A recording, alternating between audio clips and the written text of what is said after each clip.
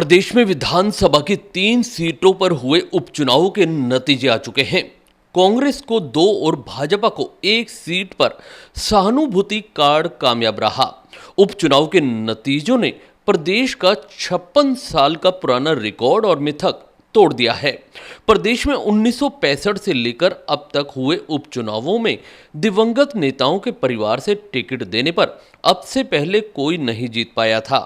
उपचुनाव में अब तक किसी भी पार्टी को सहानुभूति कार्ड का फायदा नहीं मिला था, लेकिन इस बार तीनों सीटों पर सहानुभूति कार्ड ही कामयाब रहा है। सुजानगढ़ के दिवंगत विधायक मास्टर भंवर लाल के पुत्र मनोज मेघवाल 35,611 और सहाड़ा से दिवंगत विधायक कैलाश त्रिवेदी की पत्नी गायत्री देवी 42,099 वोटों से जीते हैं।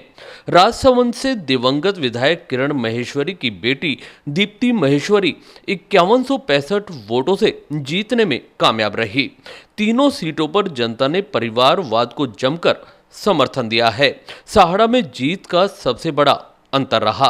हम आपको यह भी बता दें कि 2018 में लोकसभा उपचुनाव में वरिष्ठ भाजपा नेता और अजमेर सांसद सांवर लाल जाट के निधन के बाद उनके पुत्र रामस्वरूप लांबा को टिकट दिया गया था। लांबा बड़े अंतराल से रघु शर्मा से चुनाव हारे थे।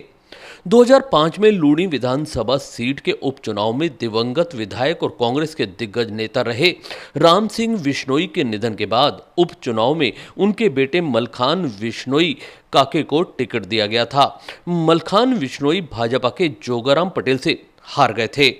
वहीं 2002 में सागवाड़ा में उपचुनाव हुए। दिग्गज कांग्रेस नेता और गहलोत सरकार में मंत्री भीखा भाई के निधन के बाद हुए उपचुनाव में उनके बेटे सुरेंद्र कुमार को टिकट दिया गया, लेकिन यहां भाजपा के कनकमल कटारा जीते थे।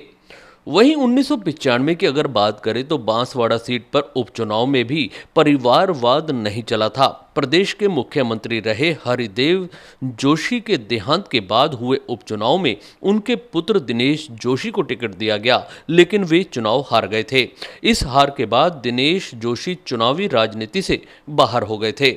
1998 में खेतड़ी सीट पर चर्चित नेता मालाराम सैनी की मौत के बाद हुए उपचुनाव में उनके पुत्र को टिकट दिया गया, लेकिन वो भी चुनाव नहीं जीत पाए थे। 1978 की बात करें तो रूपवास सीट पर विधायक ताराचंद की मौत के बाद उपचुनाव में उनके पुत्र बी राम भी चुनाव हार गए थे।